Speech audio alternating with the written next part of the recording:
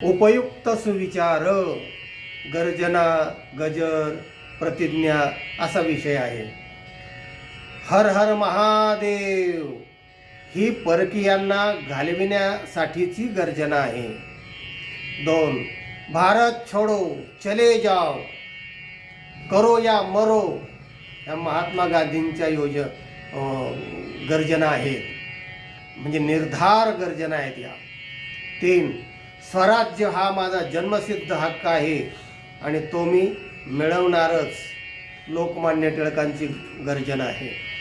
भीष्म प्रतिज्ञा महाभारतामध्ये प्रसिद्ध आहे.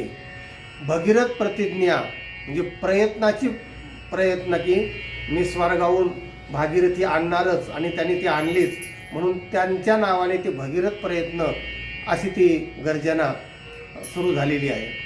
घनगर्जना, सिंहगर्जना, लक्ष्मण रेषा, ललाट रेषा म्हणजे ब्रह्मदेव लिहित होते, अशा अनेक प्रकारच्या गर्जना आणि गजर, प्रतिज्ञा शास्त्रामध्ये, पुराणामध्ये, व्यवहारामध्ये अधोरेखित झालेल्या आहेत.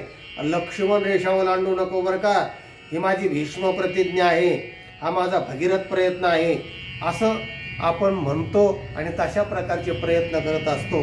म्हणून ह्या ज्या गर्जना आहेत, गजर आहेत, प्रतिज्ञा आहेत, ह्या लक्षात ठेवणं आणि तसं वागणं फार महत्त्वाचं आहे.